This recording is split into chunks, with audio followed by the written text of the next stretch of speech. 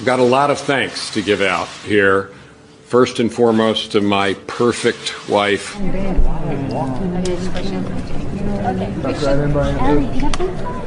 tell me what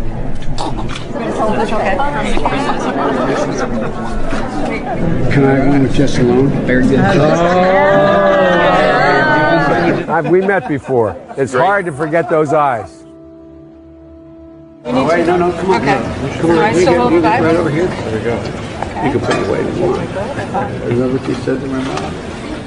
It was wonderful. My mom loved it. 1 minute, Angel. Do you want to hold it? Here, lollipop. It's going to clean got up. us all.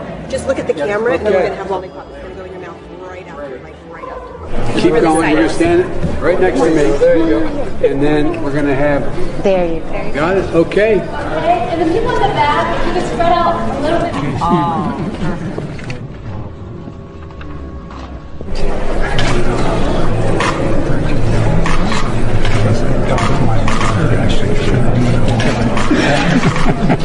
You're welcome to the front row. Do you remember what I told you?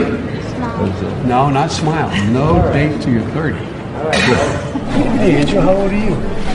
You're 12. What's your name? How are you?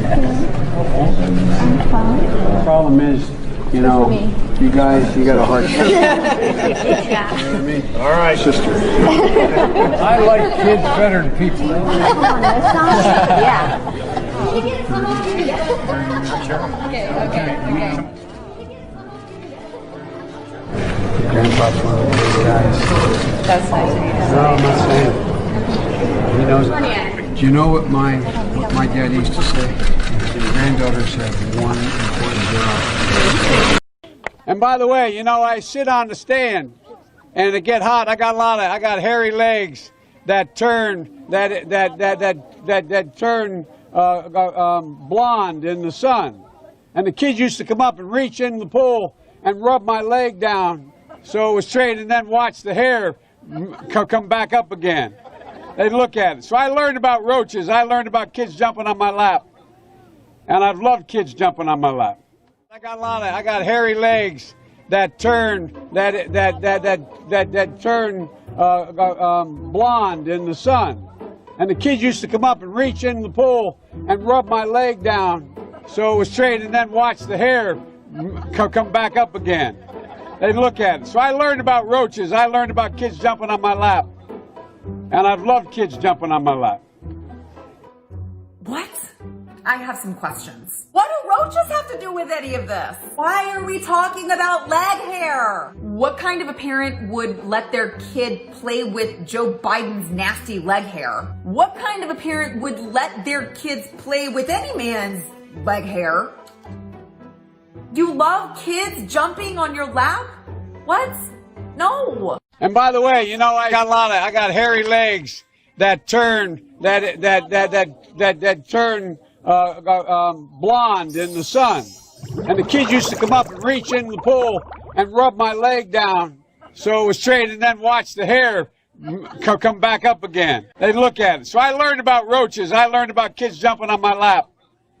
And I've loved kids jumping on my lap. Joe, why you got little kids in the pool rubbing your legs? Think about this. Let's say me and you in the pool. Yeah. Look, let's say we got hairy legs and the kids come over and start playing with my hair on my legs because it's so long. I would tell them to stop. I would tell them to stop. I say, what's wrong with you, boy? You gonna smack him? He touched my legs, man. That's inappropriate. Joe, you're bragging about it. Yeah. Joe, you is really weird, man. You know, there's absolutely nothing weird about sitting a 7-year-old boy on your lap and inviting him to smooth down your leg hair and then watching it rise again. I believe, in fact, that 7-year-old boy was the... So I learned about roaches. I learned about kids jumping on my lap. And I've loved kids jumping on my lap. It's really kind of hard to know what to add to that, so we're just going to keep moving on. I don't want to focus on that too much because it's spine-tingling in a way. This dude is the front runner for the Democrat nomination. And they cut to the President of the United States.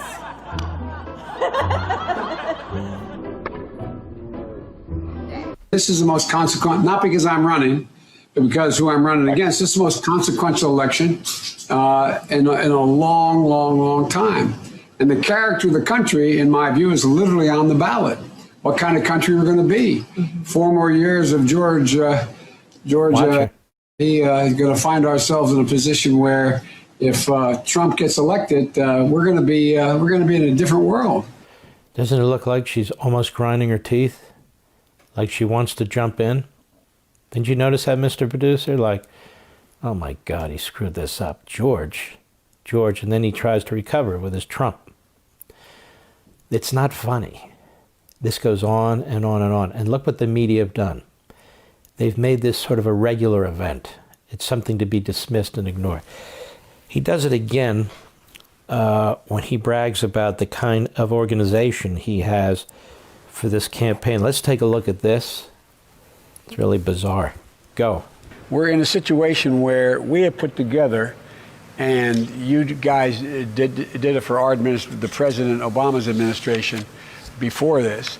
We have put together, I think, the most extensive and inclusive voter fraud organization in the history of American politics. So we put together the most extensive voter fraud organization in history. Now that's an incredibly stupid thing to say. Does he mean it? Of course he doesn't mean it. That's what comes out of his mouth. He's having trouble. He's grasping for words. He's grasping for thoughts. He loses his trend of thinking. Ladies and gentlemen, that is an absolute telltale sign of early stages of dementia or even Alzheimer's.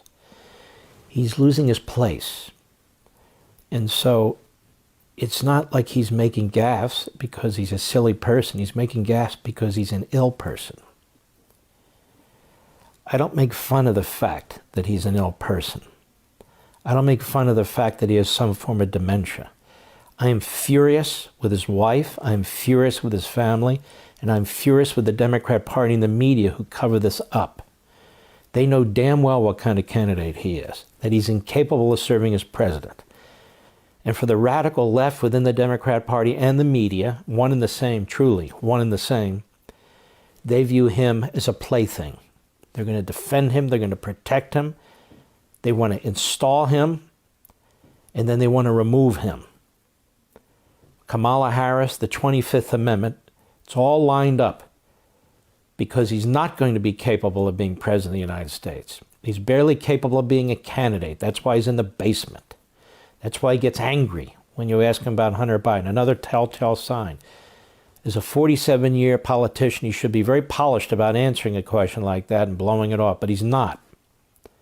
He's not, so he's being protected by the very people who know exactly what he's going through. And you almost feel sorry for him as a human being, not as a candidate. He needs to be crushed, and they need to be crushed. But he's being used. And what his wife should have told him, and what the party should have told him when he decided to run is, no, Joe, you're not up to it. We're not going to allow it. But instead, he was the horse that they decided to run in order to defeat the radicals initially, because they didn't think they could get elected, to try and get power through Joe and then effectively remove him under the 25th Amendment or some other scheme. Because I'm telling you right now, it's going to get very, very ugly. The policies are going to be extraordinarily extreme. They're going to be anti-constitutional. And the man in the Oval Office is going to be mentally handicapped in a severe way.